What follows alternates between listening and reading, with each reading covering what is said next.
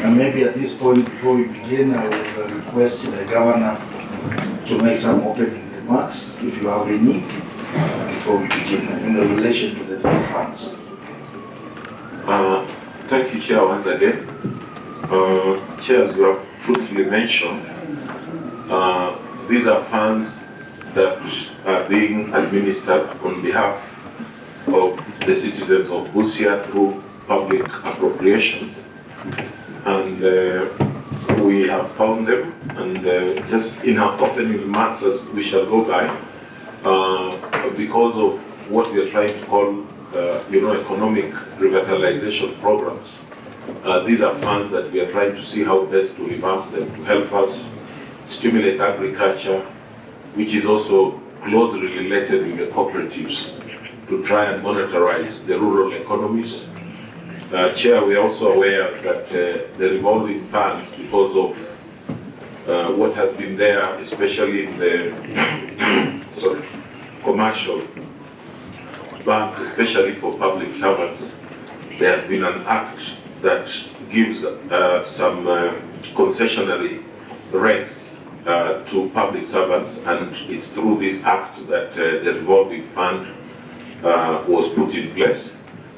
We are also aware that the allocations sometimes have not been adequate for public servants to be able to utilize these funds, sometimes either because of the period stipulated, or sometimes, as you are aware, because of the payroll balances that remain.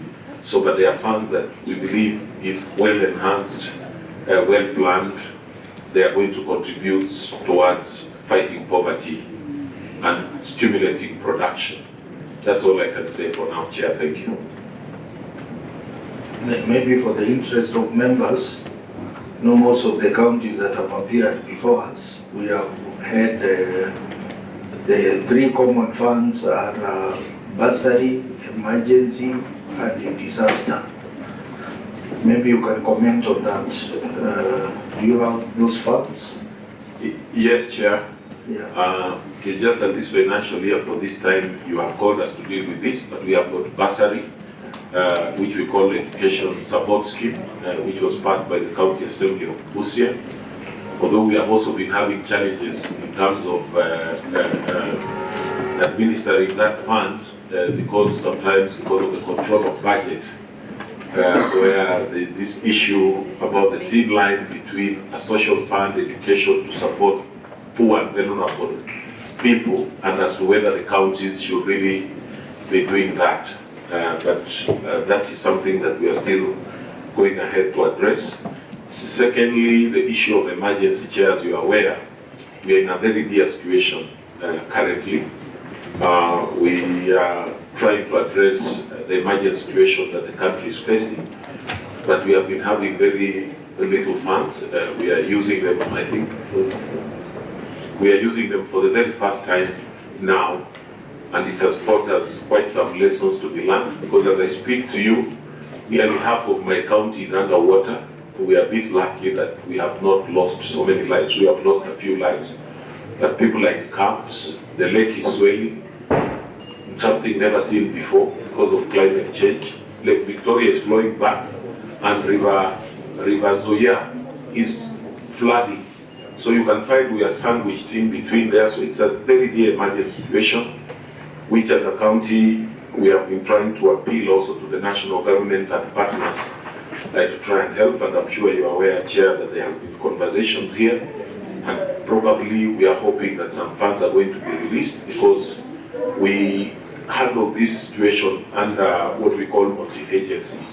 Both the national government, the partners like Red Cross, which we are grateful to them, and the county government to support. So we have that emergency fund also. And of course, education, as you have said.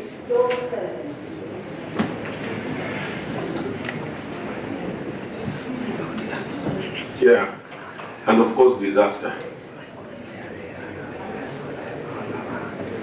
Okay, I was just asking the clerk why you were not invited on that, and he says there were no major issues on those funds. But we look at it and we can see. Senator Mida? No, I just wanted to remind Excellency that we are still fighting for the 2 plans. And I'm just trying to see the balance. I'm doing this on behalf of Senator Mutinga before she blasts, so I was just wondering. We can only see 2 ladies. The 3 ladies. Excellency, bado hiyo 2/3 hatujafika bado. Chair, I think, chairs, we comply with the 2/3. It's just that, like you were told today, we are having a mix. Some people are still out, some are in here, and I think as the chair had directed, depending on the relevance of the document that we'll be discussing, we'll be changing the order. But we comply with the 2/3. And I think when we have appeared before you here, we have always portrayed that picture. Thank you. Very well. I'm going to change the procedure a bit today. I think members will start with the report by COB on these 3 funds. So, Constance, can you present a report on these 3 funds by COB?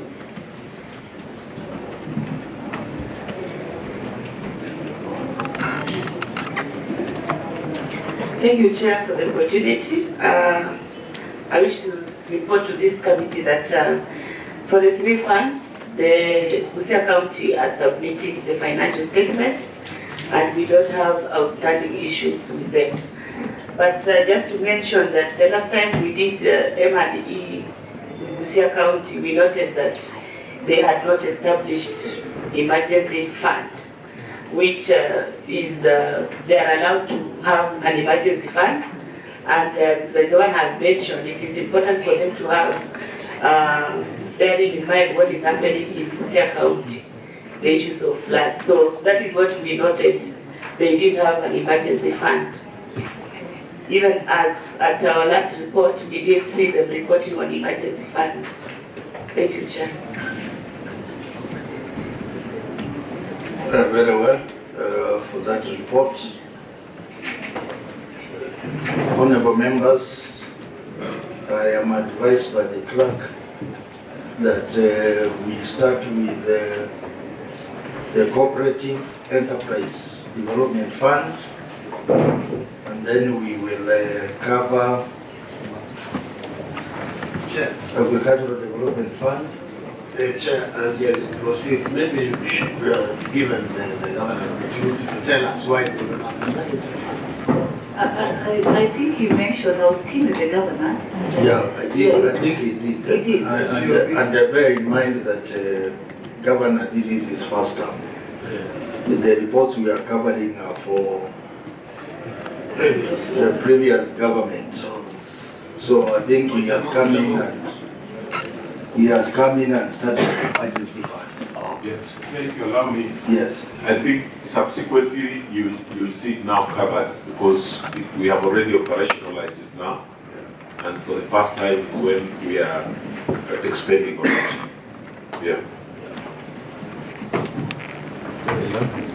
So we will start with the Cooperative Enterprise Development Fund for the 3 years. And I know we have a large team from the Office of the Auditor General today, so we want you to help us so that we manage time. Otherwise, we may find ourselves going beyond 2 o'clock. Remember, at 2:30, members have to be in the plenary. So, Auditor, I want you to take us through the reports for the 3 years. Give us a summary of the report for each year, and then for each audit query, you give us the status. Just tell us whether the audit query has been addressed from your end or not addressed. Then I will give directions after that. Proceed. We are starting with the financial year 2020, and the issue which is recurring for across the 3 years is the lack of resolution of prior audit matters. The other issue is on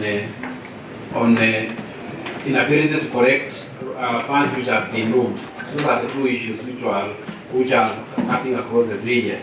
On the 3 years, on the first year, we had on the first year we had 3 issues, and 2 are resolved, and 1 is partially resolved, partially addressed. You have not told us the opinion of that year. What was the opinion? The opinion for the 3 years are qualified. Okay, so proceed to each query.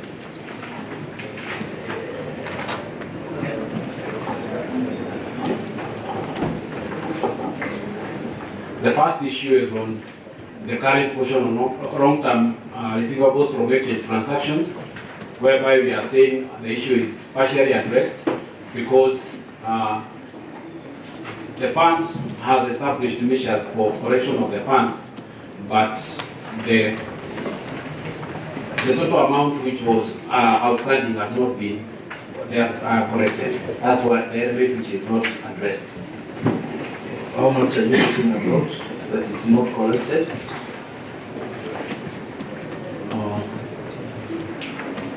The amount which was corrected is 3,392,851, and the total amount which has been disbursed is a total of 52,777,779. So we have 49 million which is uncollected.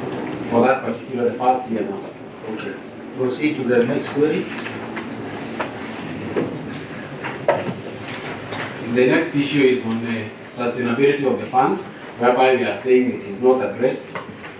The issue,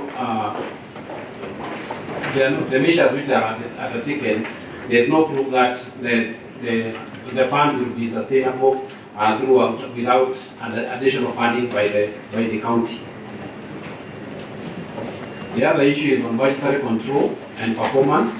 In this case, they had budgeted the total amount which had been budgeted for receipt by the county and also for correction has not been realized, and therefore the issue is unaddressed. The issue is addressed or Not addressed. not addressed. Those are the three issues.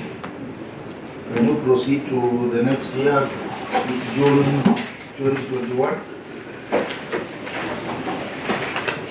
The next year is on issues on, we also received a qualified opinion, and the issues are inaccuracies in the general expenses.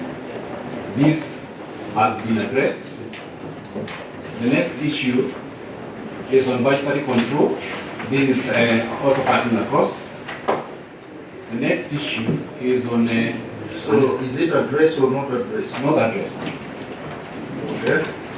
The next issue is on unresolved prior year matters. This is not addressed. The other issue is on failure to hold adequate committee meetings. This has been addressed. The other issue is on non-compliance with Public Sector Accounting Standards Board requirements. This has been addressed. The other issue is on ineffective governance. This is partially addressed. The reason as to why we are saying it is partially addressed is because the recruitment exercise for these members has been commenced. Unfortunately, it has not been completed. That is the element which is not addressed. Thank you. Proceed to the year ended June 2022. In this particular year, the fund received a qualified opinion. The first issue is on inaccuracies in the financial statement, which has been addressed. The next issue is on inaccurate receivables from exchange transactions. This has been addressed. The next issue is on failure to disclose the precision method and the precision rates. This has been addressed. And the next issue is on budgetary control and performance. This is an address is one we are saying it is cutting across the years. It is not addressed. And then we also have the issue of unresolved prior year audit matters. this is not addressed. So we come to the end of that particular year, and that is the financial year 2022, sir.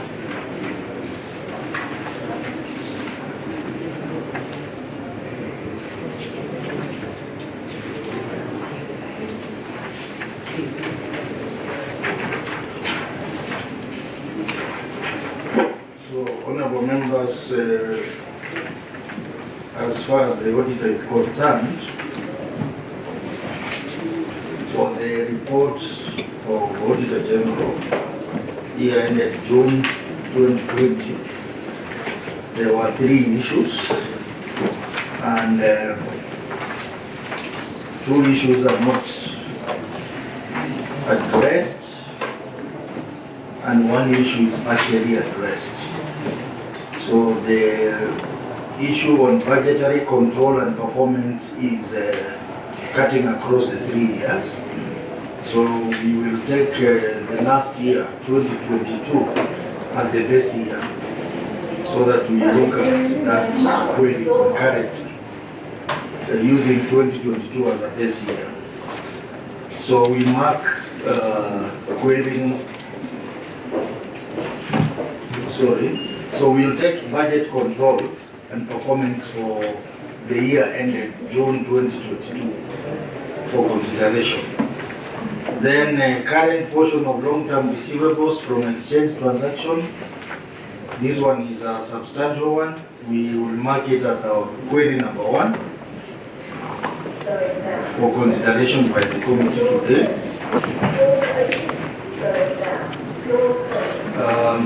Then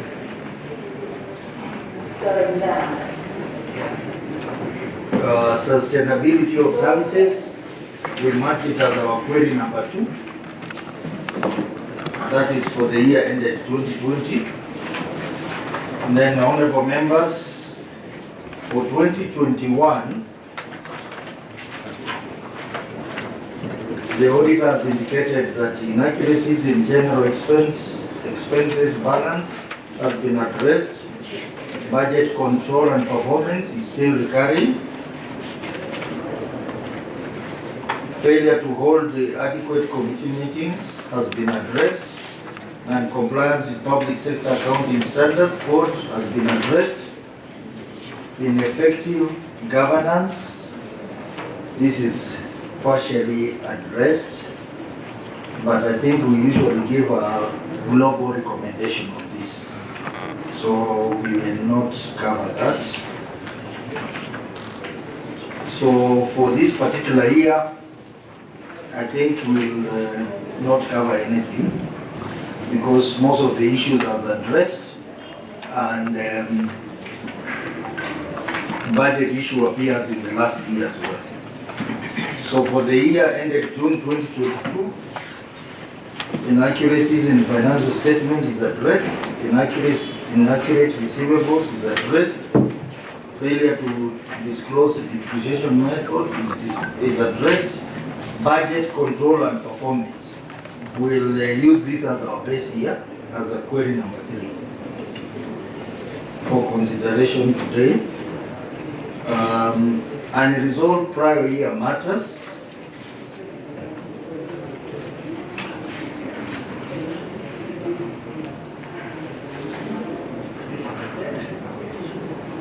Yeah, that one, I think when we talk about unresolved prior year matters, affects the years that we are talking about from 2020. We will also give an interim recommendation on that. So, honorable members, for this particular fund, therefore, we are going to cover 3 queries.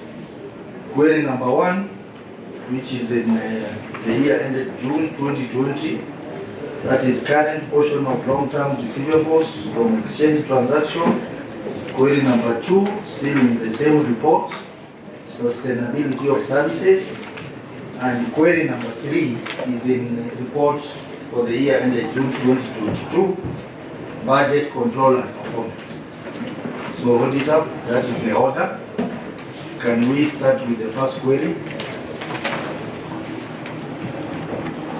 I prosecute the basis for qualification The issue is on current portion of long-term receivables from hedged transactions. I read, as previously reported, the statement of financial position reflects current portion of long-term receivables from hedged transactions balance of Kenya shillings 73,900,118 as of 30th June 2020, which is in respect to the outstanding loans due from 70 cooperative societies. The Kenya shillings 73,900,118 includes Kenya shillings 52,777,779 due from 59 cooperative societies which have not paid. Consequently, the collectability of the Kenya shillings 52,777,779 due from the 59 cooperative societies is in doubt. Thank you, sir. Thank you, Auditor. Governor, the management response. Thank you, Chair. I will allow our CC for Finance to read on my behalf. CC Finance. Thank you, Chair. Management response. The management is in agreement with the auditor's observations. However, the fund has since recovered a total of 3,392,851 out of the outstanding 52,777,779 at the time of audit. In addition, the following measures have been put in place. One is the fund has joined a credit information sharing platform by signing an agreement with Metropole Credit Reference Bureau. This will enhance the management's ability to assess loan applicants with improved accuracy. The fear of defaulters being blacklisted will enhance prudent management of the loan funds, hence a higher repayment rate.